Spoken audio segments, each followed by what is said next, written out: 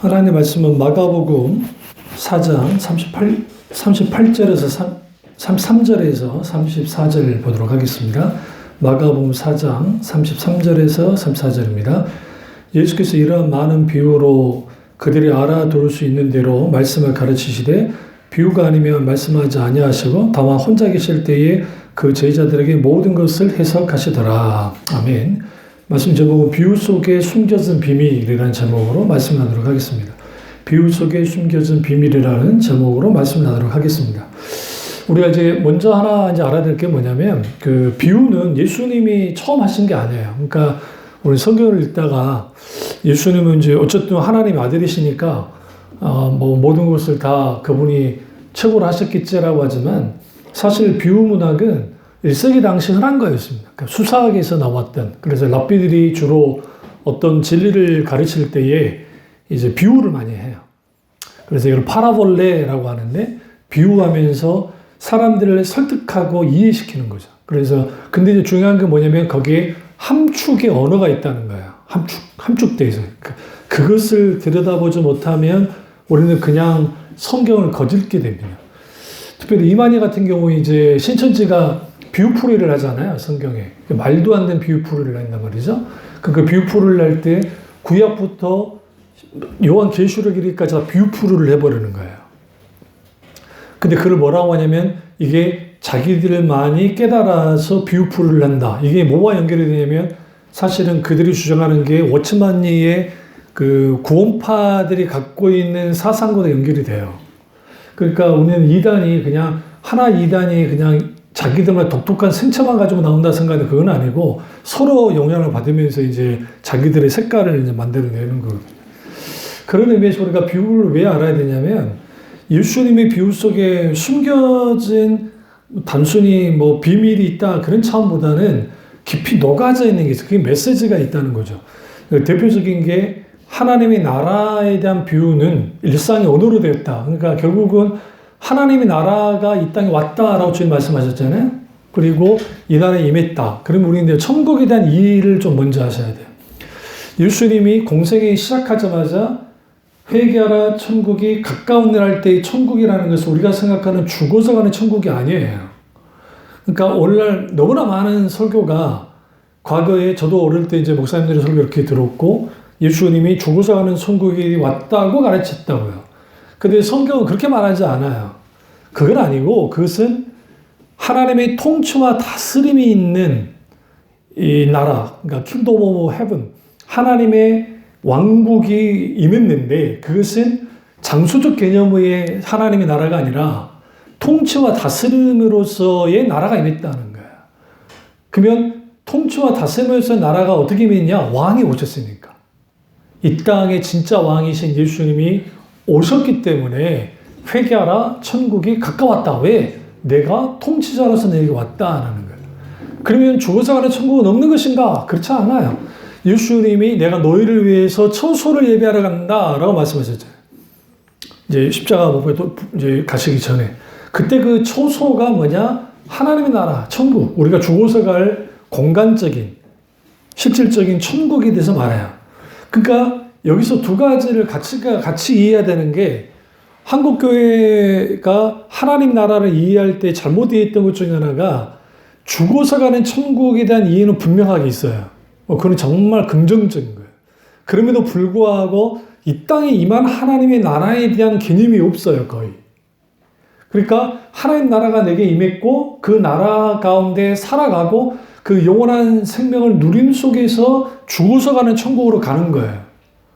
내가 죽어야 영원한 생명을 누리는 것이 아니라 내가 예수 그리스도를 믿고 구원받았고 중생의 체험을 했으면 이미 우리 속에 영혼이 들어온 거예요. 영원한 생명이. 그래서 내가 쓰고 있잖아. 너에게 생명이 있고 주님이 그러잖아요.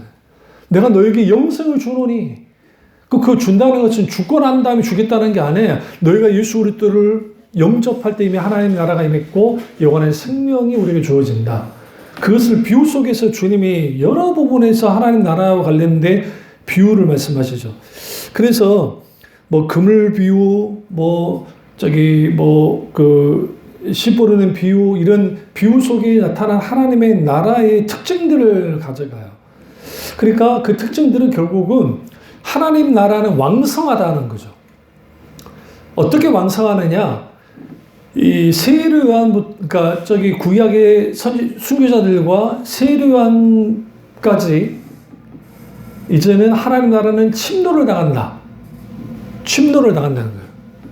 침노를 당하는데 세례요한은 사람이 낳은 여자 중에 가장 위대한 사람인데 그가 하나님 나라에서는 가장 낮은 자이다라고 주님 말씀하세요. 이게 좀 이해가 안 되는 거예요. 왜냐하면 여인 중에 난 사람 중에 세례요한이 아주 가장 위대한 선지자인데 왜 하나님의 나라에서는 아무것도 아닌 존재처럼 여겨지는가? 그것은 뭐냐면 세례요한의 사역은 결국은 예수님을 뒷받침해주는 사역이었고 진짜가 왔다는 거야. 그게 예수님이셨다.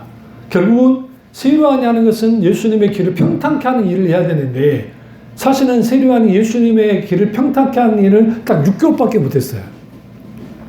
그리고 난 다음에 맞발에 잡혀서 못배에서 죽었단 말이죠. 그것도 여러 가지 정치적인 여러 이유 때문에. 그럼 거기에서 우리는 분명히 볼 게 뭐냐면 하나님의 나라에 대한 예수님이 계속적으로 말씀하세요. 근데 거기서는 죽어서 가는 천국에 대한 말씀이 아니라 단순히 그게 아니라 물론 근데 그 중요한 게 이렇게 소개했다 그러면은 죽어서 가는 소리 아예 설명하지 않은 것인가 그렇게 또 이해하면 안 돼요. 왜냐하면 하나님의 나라는 이 땅이만 하나님의 나라와 죽어서 가는 하나님 나라가 떨어져 있지 않아요. 연결되어 있어요. 같이 간단 말이에요. 근데 한국교회는 죽어서 가는 천국만을 믿었단 말이에요. 그러니까 내가 이 땅에 살 거 다 살고 그다음 내가 천국만 가면 되라는 생각을 했어요. 그러니까 이 땅에서 하나님 나라의 통치와 다스림과 하나님 나라의 백성의 삶을 사는 것에 대해서 별로 신경 쓰지 않았어요. 왜? 그냥 내가 예수 믿고 천국 가면 되지. 천국 가서 영원한 생명을 누리면 돼. 근데 예수님은 하나님 나라가 임했어. 그러니까 마태복음 5장 1절부터 8장 1절까지 산상수훈에서 하나님 나라의 백성은 이렇게 사는 거야. 팔복 가운데 사는 거야. 좁은 문으로 들어가야 돼. 너희는 섬기는 자가 돼. 너희는 황금률을 따라. 너희는 이 오른밤을 때리며 오른밤을 때리는 그러한 존재가 돼야 돼.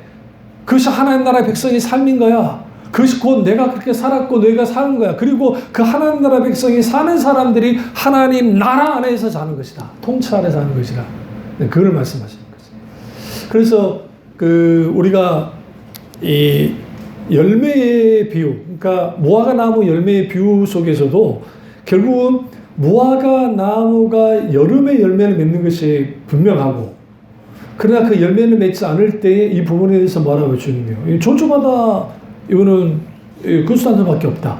결국은 예수님의 모든 비유는 철저하게 하나님 예수 그리스도의 구원의 초청 그리고 마지막 때에 이러한 일들이 일어날 거라는 것들 그리고 예수님께서 이제는 재림하시고 그러니 너희는 깨어 뭐해라? 준비하는 자들이 되어 있어라 라는 거예요.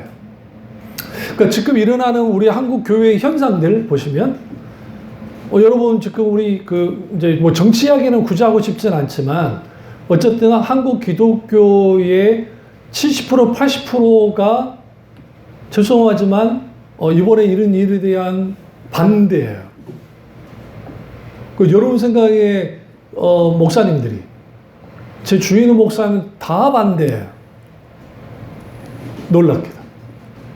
그 이유는 여러 이유가 있어요. 그래서 이제 동성애, 그 다음에 차별금지법, 그 다음에 제가 봐도 좀 좌파적인 토지개혁 하려고 했던 문재인 정부 때 있었던 것들, 그거 아니라고 하지만 그게 솔직히 공산주의적인 발상에서 나온 거거든요. 그러니까 여러 가지 그런 것들, 그러니까 무슨 생각을 하냐면 이제 그분들이 이러다가는 이 나라가 공산주의 나라가 되겠다. 자칫 잘못하면. 그 이데올로기에 딱 묶여버린 거예요. 그게 너무 망상 아닌가? 라고 그럴 수 있잖아요. 너무 망상이다. 어떻게 그렇게 될까라고 하는데 거기에는 직접적인 경험을 한 거죠. 그게 뭐냐면 코로나19 때 교회가 통제당했던 걸 경험을 했어요. 교회들이요. 주로 타겟이 교회가 많이 됐단 말이에요. 우리 생각이 아닐 것 같아도. 그러니까 예배에 대한 그런 하다 보니까 굉장히 좀 중도적인 입장에 있던 목사님들의 상당수가 들어서 버린 거예요. 그러니까 교회가 어떻게 되죠? 이상하게 흘러가 버리는 거예요. 제가 옳다는 게 아니에요, 그분들이요. 저는 그분들 동조하지도 않고 저는 옳지 않다고 생각해요. 근데 이름 있는 뭐 박조조 목사님, 김준호 목사님 이런 그 어른 목사님들이 다 동조해요. 거의 대다수. 그럼 왜 그렇게 됐을까? 그게 왜 그러냐면 하나님 나라의 이 통치, 혹시 이런 말 들어보셨어요? 서울을 그 프랭카드가 본 적이 있는데 우리 사모랑 같이 지나가다가 대한민국을 기독교 국가로 만들어달라는 프랭카드 보셨어요? 기독 한국당인가 무슨 당에서 써놨어요. 그게 얼마나 무서운 말인지 아세요? 그러니까 우리는 기독교인이니까 기독교 나라가 되면 얼마나 좋고 감사하지, 하나님께 영광을. 맞아요. 그런데 이게 하나님 나라에 대한 오해에서 나온 거예요. 이게 카톨릭이 그래요. 카톨릭이 그 카톨릭 교회가 하나님 나라라고 생각해요. 교회가 하나님 나라가 아니에요. 그러니까 사람들이 착각하는 게 교회가 하나님 나라라고 생각해요. 아니요. 교회는 하나님 나라로 들어가는데 모임이에요. 그러니까 과도기적인 주님 허용하신 그 체제예요. 체제. 굳이 말하면. 물론 모임이라고 봐야 돼. 모임. 근데 그 하나님 나라 하는데 예수님께서 비유로 쭉 말씀하세요. 여기서 재밌는 표현이 사람들이 알아들을 수 있는 대로 비유로 말씀하셨다. 여기서 알아들을 수 있는 대로예요. 완전히 알아듣기가 아니라 알아들을 수 있는 것으로 했다. 그런데 문제는 뭐냐면 제자들도 이것을 알아듣기가 힘드니까 예수님께서 혼자 계실 때 제자들에게 뭐 했다? 가르쳐 주셨다. 해석해 주셨다. 그만큼 이 비유풀이라는 비유를 풀어낸다는 것이 그렇게 쉽지가 않아요. 솔직히 말씀드리면. 그 이유는 우리가 성경에서 비유를 읽으실 때에 문화 배경이 다르니까 이해가 안 되는 거예요. 우리 아이들이 이제 내가 성경을 가르쳤으니까 이 특별히 씨 뿌리는 비유 같은 경우 이 오늘 그 마가복음 지금 4장에 있는 10절부터 있는 씨 뿌리는 비유가 나오잖아요. 그러면 쭉 씨 뿌리는 비유가 나온단 말이죠. 하나님 나라의 비밀이 비유에 담겨 있으니까. 그러면 어떻게 길가밭에 있고 돌밭에 있고 가시밭에 있고 오토밭에 있을까? 그 우리나라의 동양권의 농사법이라는 것은 처음 뭐 하는 거죠? 처음에 밭을 갈잖아요. 소가 있으면 소로 밭을 갈고 논을 갈고 아니면 사람이 노동을 하면서 먼저 갈고 난 다음에 우리는 씨를 뿌린단 말이죠. 그게 우리나라의 농사법이에요. 근데 이스라엘은 농사법이 천원 달라요.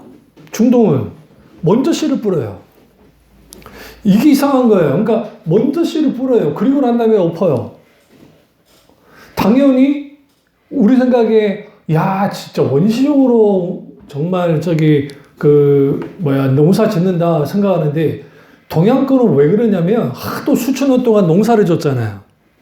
그러니까 작물 재배가 쉽지가 않아요. 그래서 땅을 완전히 좀 이렇게 해가지고 거름을 주고 이렇게 살려줘야 우리는 농사를 겨우 질 수 있어요. 그래서 인분을 사용하겠다는 이유도 딱 그런 거예요. 그러나 이 중동 지역은 하도 오랫동안 농사 짓기가 쉽지 않은 지역이기 때문에 땅 자체가 힘이 엄청나요.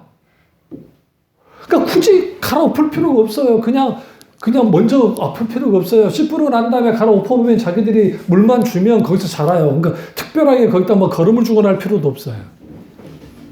거기에. 당연히 예수님의 비유 속에서 길가에 떨어지기도 하고, 그럼 왜 그래요? 다 갈아엎을 수가 없죠. 어디 떨어질지 모르잖아요, 솔직히. 뿌리다 보면 여기저기 떨어지니까. 그러니까 길가도 떨어졌다, 또 가시밭에 떨어졌다, 돌짝에 떨어졌다, 그리고 옥토밭에 떨어졌다. 그럼 너희는 어떤 상태냐라고 묻는 거예요, 예수님이요.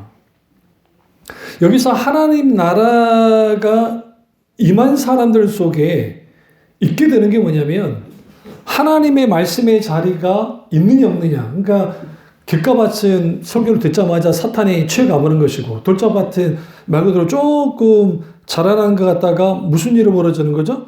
거기에 어떤 힘들고 어려운 일들이 벌어질 때, 환난이나 핍박이 있을 때 타 들어가서 없어져 버리는 것이고, 가시밭에 들어갔다면 우리가 생각하는 가시 생각하면 안 돼요. 그러니까 우리 가시나무 있잖아요. 그런 나무가 아니라 엉겅퀴 같은 그런 속에 있는데 자라나다가 뭐 하는 거죠? 그게 가시떨기 속에서 자라나지 못하는. 그럼 왜 그런 일이 벌어지느냐? 세상의 염려와 재물의 유혹과 기타 욕심이 들어와 말씀을 막아서 결실하지 못하게 있다. 그런데 좋은 밭에 뿌려졌다. 옥토밭에 떨어졌다. 그것은 결국은 여기 재밌는 게 30배, 60배, 100배의 결실을 맺는다. 그게 하나님의 나라라는 거예요. 하나님 나라는 백성은 30배, 60배, 60배, 100배의 결실을 맺는 자들이다. 그러니까 너희는 너희의 마음의 옥토를 갈아엎어라. 가시밭의 상태, 돌자밭의 상태, 그 다음에 길가밭의 상태로부터 벗어나라는 거예요. 이게 굉장히 중요해요. 그러니까 결국은 근데 이제 또 재밌는 게 뭐냐면 마가복음에서는 30배, 60배, 100배로 되어 있는데 마태복음이나 누가복음에서는 반대로 되어 있어요. 100배, 60배, 30배라고 또 써놨어요. 우리가 성경을 깊이 보지 않으니까 이게 이 차이를 별로 생각지 않는데 왜 갑자기 100배, 60배, 30배라 했을까? 앞에는 또 30배, 60배, 100배. 하나님 나라는 이렇게 결실이 자라난다. 여기서 더 재미있는 거. 최소한 30배예요. 우리가 말씀의 결실을 볼 때 한 배도 큰데 최소한 30배다. 무엇을 기준하는 거죠? 밀. 밀요, 밀. 우리 먹는 밀가루로 만든 그 밀. 그러면 쌀이 되면 어떻게 예수님이 설교하셨을까요? 여러분 생각할 때 밀이 작물 이 볕지 알갱이 양이 많을까요? 아니면 쌀이 많을까요? 여러분 농사를 안 지셨지만 쌀이에요, 쌀. 쌀이 훨씬 많아요. 쌀이. 그래서 인구를 보면 아시잖아요. 지금 아시아 인구가 많습니까? 유럽의 근대 인구가 많습니까? 아시아 인구가 많은 이유 중 하나가 아시아는 쌀 농사를 했기 때문에요. 폭발적이에요. 단순히 100배가 아니에요. 거기는 농사만이지. 우리는 뭐 산모작도 해버리잖아요. 산모작까지.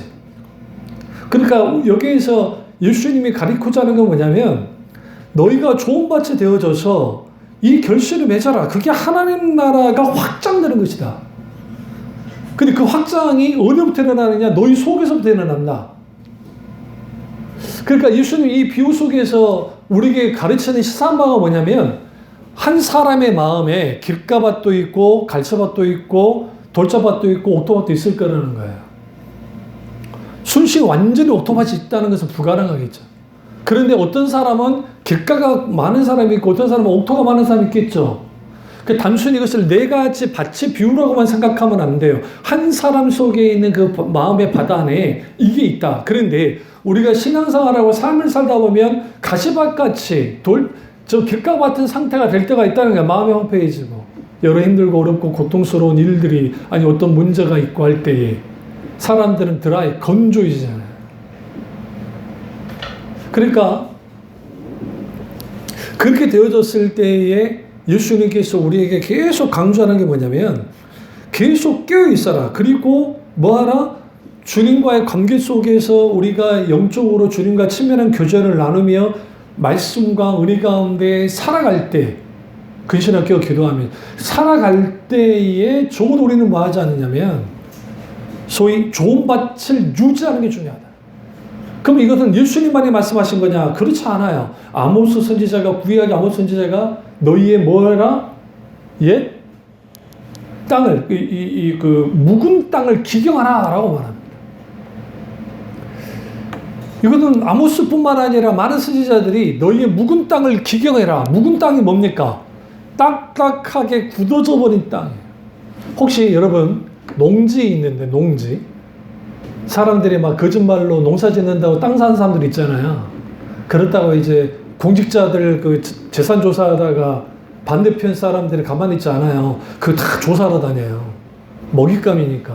갔더니 풀만 무성하고 여기가 농지인지 아닌지 모른단 말이에요. 그러니까 우리는 딱 흔히 생각할 때 우리 농경지 같은 있으면 그래 논이 있으니까 놔두면은 그거 그대로 뭐 우리 있겠지 하지만 그거 몇 년 썩혀두면요 이게 무슨 들인지 뭔지 모를 정도로 황폐해져 버려요. 우리의 마음의 밭을 그대로 내버려 두잖아요. 은혜로 하나님의 말씀 가운데 순간순간 하나님께 회개하고 그러한 하나님과의 우리가 이 은혜 가운데 있지 못하면 우리는 순식간에 덮어져요. 그러면 이 말씀은 예수님이 말씀하죠. 12절 보세요. 마가복음 4장 12절. 이는 그들로 보기는 보아도 알지 못하며 듣기는 들어도 깨닫지 못하게 하여 돌이켜 죄 사함을 얻지 못하게 하려 함이라 하시고. 그리고 예수님이 하나님의 나라의 비밀을 말씀하셨는데 그들을 알지 못하게 하겠다. 이게 이사야 6장 9절과 10절의 말씀 예수님이 그들을 이용한 거예요. 그러면 여기에서 왜 주님이 알지 못하게 한다 했을까? 이게 좀 이상하잖아요. 아니 왜 막으시지? 여기에서 뭐가 결여되어 있냐면 이 사람들이 주님을 향한 회개가 결여된 상태에서 보고 들어버리면 무엇이 되어지느냐? 이들이 이것을 가지고 또 다른 차원의 뭘 내요? 자기를 위해서 사용되어지는 말씀으로 이용해버린다는 거예요. 첫 번째가. 또 하나는 진정한 회개 없이 이렇게 돌이킨다고 할 때는 이들에게 뭐를 가져다 주는 거와 똑같냐면 일종의 가장되어진, 그러니까 가짜가 되게 만드는 거예요. 진정한 변화 없이. 그러니까 지난번에도 잠깐 여의도 우리 사모님 같이 나갔다가 거기서만 찬양을 부르는 것을 머리에서 들었어요. 좀 모르고 갔어요. 모르고 솔직히 모르고. 근데 거기에 이상하게 난 또 그런 거 잘 들리니까 거기에 찬양을 부르는 거, 이 땅의 황망을 보셔서 하늘의 아버지 마음에서 막 부흥케 하소서 막 찬양을 하고 외치는 말들이 이제 하나님 나라 막 기도를 하는데 하나님 나라가 이 땅이 뭐고 이 나라의 민족이 막 하십시오. 딱 문득 들었던 생각이 있어요. 내가 알고 있는 하나님과 그분들이 알고 있는 하나님이 다르진 않을진데 왜 이다지도 저렇게 다르게 반응하실까? 아마 나 같은 목사들이 이상한 목사라고 취급 당하겠죠. 그때 한 가지가 중요한 거야. 말씀을 내게 끌어오는 게 아니라 내가 말씀에 해석되어야 돼요. 말씀을 상황으로 해석해버리면 모든 상황 가운데 껴맞추면 다 껴맞춰져요. 왜냐하면 성경은 함축 언어예요. 디테일하게 이렇게 해라 저렇게 해라 저렇게 해라 저렇게 해라 그렇게 많지 않아요. 그렇게 10계명 정도. 그 다음에 예수님이 이렇게 했잖아요. 내 이웃은 내 몸과 같이 사랑하라 했잖아요. 구체적으로 내 몸과 사랑하면서 어떻게 사랑하라 갖다가 예수님이 일일이 말씀하지 않았거든요. 그러니까 이걸 깨맞추기가 너무 쉬워요. 그리고 그 말씀을 가지고 이용하기가 쉬워요. 그럼 그렇게 되어지면 무슨 일이 벌어지느냐? 나는 뭐 자고 우고 나는 뭐 그거 관계없어요. 중요한 것은 하나님 나라의 관점에서 말씀의 관점 볼 때 여기서 중요한 게 뭐냐 하는 거예요. 근데 그분들이 계속 주장했던 게 뭐냐면 전 그 소리 하나님의 뜻을 하나님을 거역한 하나님이 이 자리에 임재하시고 막 얼마나 거슬리는지 몰라요. 저한테. 빨리 벗어나고 싶은데 그래도 어떻게든 벗어났긴 했지만 근데 거기에서 문득 드는 생각이 뭐냐면 우리가 우리의 필요에 따라 우리의 자기의 어떤 논조를 강화시키기 위한 말씀을 이렇게 끌어당기기 시작할 때 그때 말씀을 왜곡시키고 그 말씀이 본래의 말씀으로서의 자리를 잃어버려요. 그래서 칼 바르트가 했던 말 중에 우리는 두 가지를 갖고 있어야 되는데 하나는 텍스트, 하나님의 말씀을 갖고 있어야 되고 다른 하나는 컨텍스트. 거기서는 컨텍스트는 신문이라고 그랬어요. 신문. 여기서 말하는 신문이라는 것은 단순히 신문을 말하는 것이 아니라 컨텍스트는 상황을 뜻하는 거예요. 영어로는.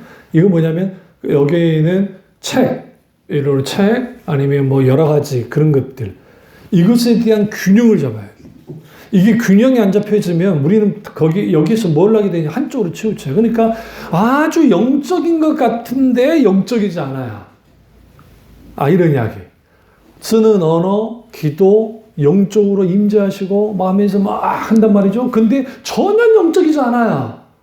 본인들은 영적이요. 거기서 막 하면서 영적이야. 근데 내 눈은 영적이지 않아요. 왜 영적이지 않으냐면 제가 그걸 경험했기 때문에 어릴 때. 은사주의로. 누구보다도 그걸 너무 잘 알아요. 그러니까 그랬기 때문에 후에 했던 게 뭐냐면 제가 어마어마한 고전책들을 읽기 시작한 거예요. 기독교 책들, 일반 새 책들 읽기 시작하면서 어릴 때부터 균형을 잡아가는 거예요. 그래서 나만 그런 게 아니라 내 형, 위에 있는 형도 똑같고 순복음 출신이었기 때문에 아주 우리 형도 뜨거운 사람이었고, 그러나 동시에 개혁주의적인 어떤 글들 그쪽으로 읽으면서 균형을 잡았기 때문에 다 합동체 목사가 있는 거예요. 그러니까 그것은 결국은 우리에게 시사한 바가 뭐냐면 예수님의 비유는 치우쳐 있지 않아요.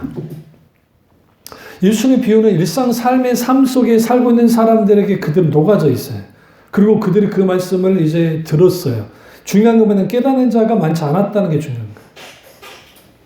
비유를 통해서 일상의 말씀을 통해서 주님이 말씀했어요. 그런데 중요한 것은 깨닫는 자가 이렇게 말지 않았다. 그 이유는 뭐냐면 밭의 상태 때문에. 우리의 밭이 가시밭이고 그 다음에 길가밭이고 돌짝밭이 되어져 버리면 주님의 말씀을, 천국 비유의 말씀을 깨달아 알 수가 없어요. 그래서 성경에는 귀 있는 자는 들을지어다고 계속하는 거예요. 요한계시록의 가장 특징이 뭐예요? 귀 있는 자는 성령이 하시는 말씀을 들을지어다.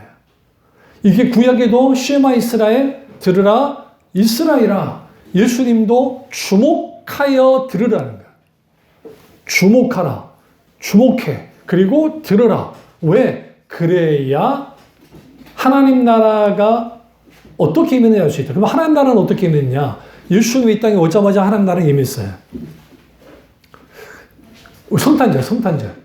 예수님의 초림으로 하나님 나라가 임했어요. 예수님 자신이 하나님 나라이기 때문에.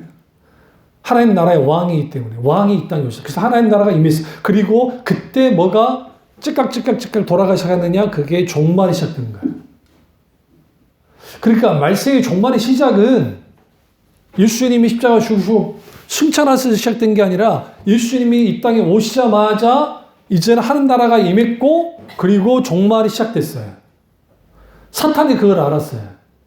아, 드디어 때가 왔구나. 이제는 나는 이리다 가겠구나. 그러니까 어린 예수님을 죽이려 한 거죠. 갓난쟁이 예수님을.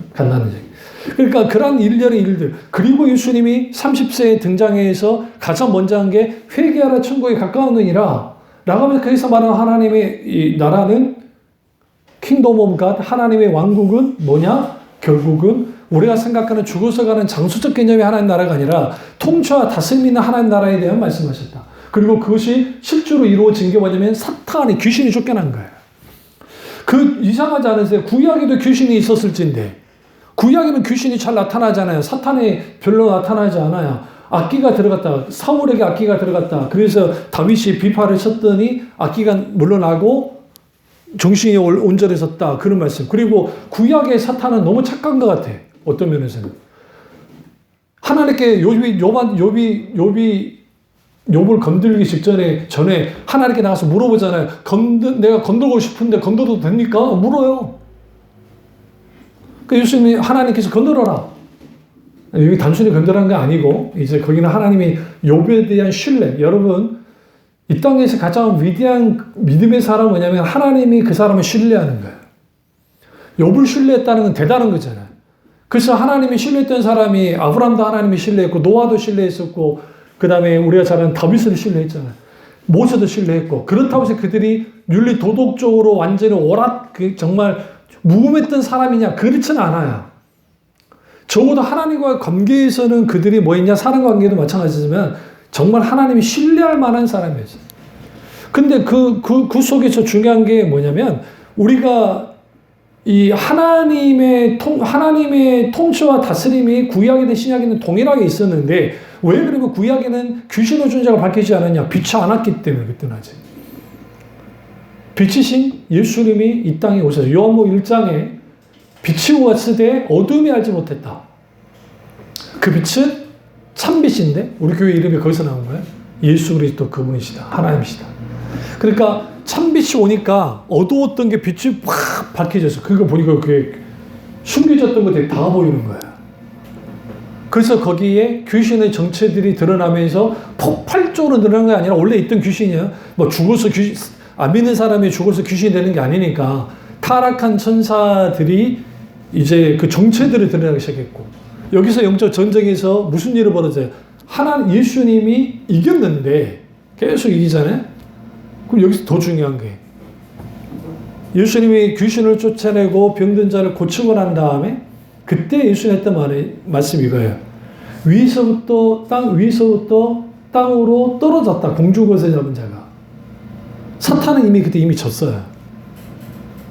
완전한 그러니까 십자가 부활을 통해서 사탄은 이미 증거는 사실이지만 확실하게 이미 예수님이 사탄은 졌다고 선언했어요. 실제로 졌고 사탄은 그거 알고 있어요.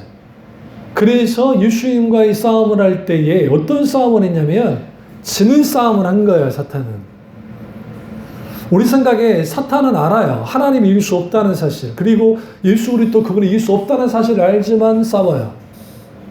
그렇다고 한다면 이런 존재가 우리를 가만둘까요? 가만 안 둬요.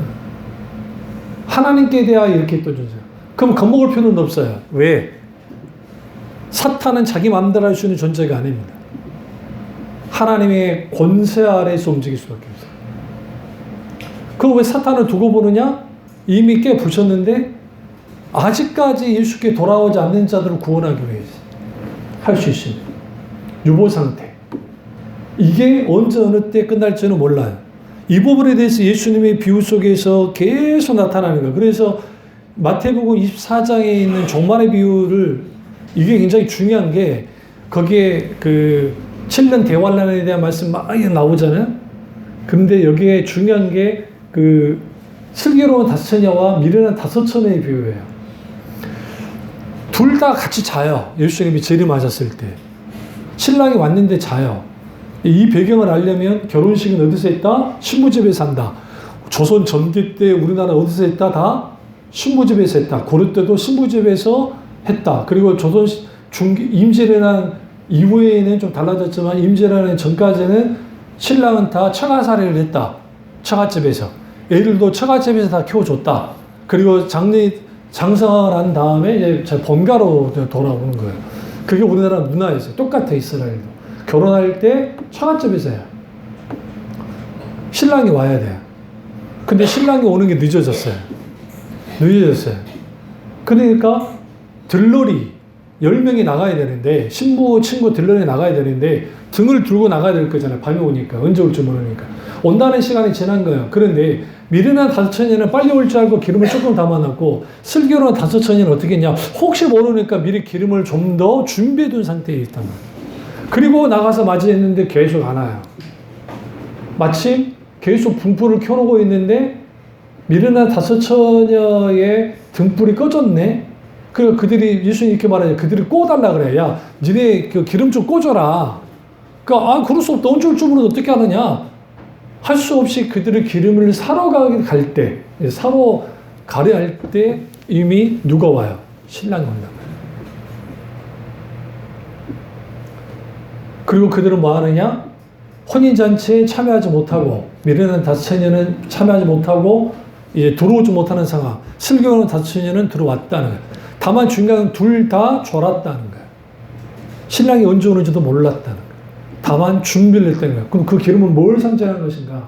그 비유 속에서 성령을 상징한다고 많은 목사님들이 해석을 해요. 저도 그렇게 보고 성령의 충만함. 그러니까 성령의 충만함의 기름 부음이 있는 상태에서 예수님의 재림이 언제 올지 몰라요. 그리고 우리가 똑같이 이 미련한 4천여처럼 잘 수는 있어요. 그러나 적어도 성령 충만한 사람들은 하나님 나라의 혼인잔치에 참여할 수 있다. 더 재밌는 거, 예수님이 재림하실 때에 50대 50으로서 갈려져요. 하나는 올려드리고 올림을 당하고 하나는 그 자리에 있는. 근데 더 재밌는 게 뭐냐면 그 상황이 재밌어요. 농사를 짓고 있다가 상황이 보시면 농사 짓고 있다가 그러니까 농사 짓고 있다 하나는 올라가고 하나는 그러지 못하고 그 다음에 또 그 하나는 저기 장가 가야 되고 소도 사야 되고 뭐 할 일이 많다고 그런 말씀이 있거든요. 그 소사라고 하고 결혼식 하고 있고 뭐 하고 있는데 하나는 올라가고 하나는 올라가지 않는다. 이 차원의 말하는 것은 단순히 50대 50으로서 재림 때 될 것이라는 말씀이 아니에요. 단순히. 그게 아니라 불이 부실간에 주님이 재림하실 텐데 그때에 뭐가 판명이 나느냐? 양과 염소, 참과 거짓이 드러날 거라는 거예요. 죽어서 주님 앞에 심판대에 설 때만이 드러나는 게 아니라 이 땅의 삶 속에서 참이냐 거짓이냐 드러난다는 거예요. 그래서 예수님이 하셨던 양과 염소의 비유는 심판대에서 너는 양이고 너는 염소야가 아니에요. 그 비유 자체가. 이미 너는 양으로서 있고 너는 이미 염소로서 있다는 거예요. 그럼 어떻게 할 수 있느냐? 그들의 열매를 통해서. 말이 아니라 그들의 있게 되어지는 열매를 통해서 할 수 있다. 거기서 말하는 열매는 어떤 성과를 냈다는 게 아니라 주님께 순종함을 통해서 주님의 뜻을 이루는, 주님이 인정할 수 있는 그런 것을 하는 사람들을 향한 거예요. 그러니 너희는 뭐 해야 되느냐? 알곡이 되어라. 쭉정이가 되지 말아라. 너희는 양이 되어라. 염소가 되지 말아라. 너희는 가라지가 되지 말아라. 내가 원하는 너희가 알곡이 되길 원한다. 그러려면 오늘 이 씨 뿌리는 비유 속에서 이 마태복음 4장의 말씀처럼 우리가 좋은 밭이 되지 못하면, 좋은 땅이 되지 못하면 우리는 뭐 하게 되느냐? 염소가 될 수도 있고 가라지가 될 수도 있고 그렇게 될 수 있다라는 사실. 그러면 우리는 여기에서 좀 깊이 한번 생각할 게 있다는 거예요. 그게 뭘 생각했느냐? 그럼 예수님 어떤 의도로 비유로 말씀하시는가예요. 두 가지. 하나는 모든 사람이 알게 하도록 하신 거예요. 두 번째는 들어도 알지 못하게 하기 위해서 하신 거예요. 이 두 개가 충돌하죠. 이해가 안 되는 거예요. 왜 이해가 안 되냐면 모든 사람이 알아들을 수 있도록 비유를 하셨다. 일상의 비유를 통해서. 일상의 삶의 비유를 통해서. 그런데 여기에 그렇지만 이 비유로 말씀하신 것은 들어도 듣지 못하고 보아도 보지 못하는, 듣고 깨닫지 못하게 하는 의도도 있다. 어떤 자에게? 우리 가시밭과 돌짝밭과 그리고 길가밭 같은 사람들, 바리새인과 사두개인들과 회개하지 않는 사람들, 그들은 도무지 깨달아야지 못하는 상황이 되어진다. 여기서 빈익빈 부익부의 현상이 일어나는 거예요. 영적으로. 한쪽은 말씀 풍성하게 담아 이게 채워지고 한쪽은 전원 채워지지 않는. 그 흔히 이렇게들 말하잖아요. 우리가 어떤 설교를 듣거나 할 때 그 설교 말씀을 듣고 그 말씀을 내게 차곡차곡 쌓고 싶어. 근데 여러분 생각해 보세요. 여러분들이 대단한 거예요. 왜냐면 평생 여러분, 예를 들어 한 목사님 밑에 예를 들어서 20년 있었다, 30년 있었다, 40년 있었다. 그 설교가 색다른 게 이상하지 않으세요? 아니, 늘 막 색달아. 그러면 거기는 뭐가 필요하냐? 무리수가 필요해요. 이상한 해석들을 해줘야 돼요. 귀가 번쩍번쩍 뜨는 게 해줘야 돼. 그런데 이미 2000년 역사 가운데 신학적인 배경 속에서 사실상 모든 해석은 끝났다고 봐야 돼. 물론, 그럼에도 불구하고 성경은 정말 성령의 조명 가운데 파면 팔수록 정말 또 깊은 진리가 캐지긴 하지만, 그러나 색다른 게 있을 리가 없어요, 거의. 있다고 하는 게 이단들이에요. 있다고 하는 게 광신도들이에요. 광신 집단들이에요. 그렇게 자기들 막 한단 말이죠. 그러면 뭐 되느냐? 재해석되어지는 거예요. 진리가 내 속에서 재해석돼요. 성령의 조명 속에서. 재발견되어져요.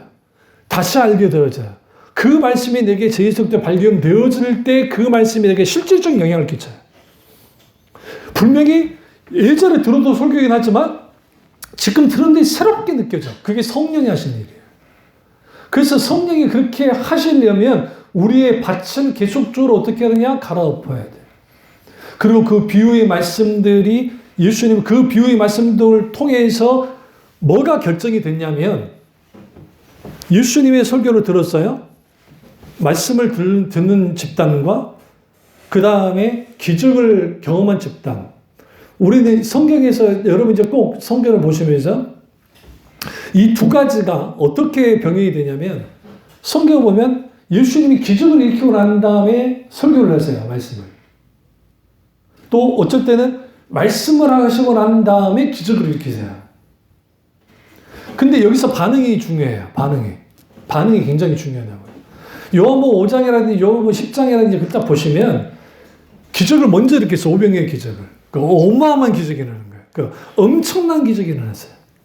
그리고 난 다음에 예수님이 말씀하셨어요. 그때 어떤 말씀하시냐면 너희가 나를 따르는 것은 내 말을 믿고 따르는 것이 아니라 기적을 받기 때문이다. 그러니까 너희가 오병이의 기적 속에서 배부러 먹었기 때문에 따른 것이다 하면서 너희는 사탄의 자식이다 그래버렸단 말이에요. 대놓고. 예수님을 따르는 목적이 예수님의 가르침과 말씀이 아니라 예수님을 통해서 얻어지는 것으로 따랐다는 거야. 그러니까 나는 그거 원치 않는다는 거야. 그러니까 성경에 뭐라 합니까? 그들의 모두가 뭐 했다? 예수님을 따랐다. 그리고 다시는 예수님을 따르지 않았다. 나와 있어요. 성경에 보시면. 그러니까 예수님이 묻죠. 제자들에게 너희도 떠나려느냐? 라고 물어보는 거야. 그러니까 베드로는 그 유명한 말을 하잖아요. 영생의 말씀이 여기 계시오매 우리가 뉘게로 가겠습니까? 알곡과 쭉정이 나눠지는 것들은 하나님의 말씀을 통해 다 나눠져요. 그러니까 듣기 좋은 설교 저도 할 수 있어요. 누구보다. 여러분 웃기고 별로 수준 높지 않게 해서 그냥 꾹 하면서 막 하죠. 그런데 그렇게 되면 무슨 일이 벌어지냐면 뭐가 빠져버리냐면 생명이 빠져버려요. 반대로 볼까요? 예수님이 말씀을 하셨어요. 말씀을 하셨단 말이죠. 말씀을 하고 그 다음에 예수님이 기적을 일으켜요. 그럼 이제 우리가 말씀이 먼저 갔으니까 이제 기적을 일으켰으니까 이제 사람들이 예수님 잘 따르겠지? 그게 아니었다는 게 중요한 거야. 왜 그러냐면 예수님이 그런 일들을 하셨거든요. 그러니까 기적을 일으키고 말씀하시고 또 때로는 말씀하시고 기적 일으키고 이게 순서가 중요한 건 아니었어요. 중요한 거는 하나님의 말씀의 자리가 그들 속에 있느냐 없느냐에서. 그러니까 바리새인들이 나와서 그 말하는 거죠. 예수님께서 기적을 말씀을 막 하세요. 설교를 하시니까 그 다음에 딱 하는 게 뭐냐면 기적을 일으켜봐라 나오는 거예요. 그들의 의도적으로. 이 말은 뭐냐면 그들의 의도는 뭐냐면 야 예수 네가 인기가 있는 것은 너의 가르침이 아니야. 사실은 네가 일으키는 그 기적이야. 근데 네가 진짜 기적을 일으키는지 안 일으키는지 다 보고 싶다. 그래도 예수님이 안 하니까 안 하지. 이거 사탄에 의해서 바알세불에 의해서 귀신을 쫓아내는 거야. 그래 예수님이 정면 반박하죠. 바알세불이 자기끼리 싸우는 게 불가능하다. 사탄끼리 싸우겠냐. 악끼리. 하면서 그들을 정죄하고 주님이 책망을 하시거든요. 그럼 이 모든 것들이 뭐와 연결이 되어 있냐면 예수님의 비유와 연결이 되어 있어요. 계속 비유가. 드라크마 비유, 막 여러 비유들, 그리고 나사로 비유, 죽은 나사로 비유, 선한 사마리아인의 비유, 이런 비유들이 그냥 나온 게 아니라 예수님이 그 시대 속에 있는 사람들을 향해서 계속 메시지를 던져요. 근데 이 모든 것이 뭐와 연결이 되냐면 하나님 나라와 연결이 되어 있어요. 하나님 나라와. 하나님 나라의 백성이 이래야 되고, 하나님 나라의 백성이 삶을 이래야 되고, 하나님 나라의 백성이 이래야 된다. 왜? 그래야 진짜 죽어서 가는 하나님의 나라가 우리의 유업으로서 주어진다는 이미 그 사실을 알고 다음 주에는 구체적으로 하나님 나라의 이제 구체적인 그 비유 내용을 가지고 한번 몇 가지를 제가 이제 비유를 설교를 하면서 그 속에 담겨 있는 것들을 살펴보도록 하겠습니다. 기도하겠습니다. 기도하실 때 오늘 이 선포된 말씀이 나의 말씀이자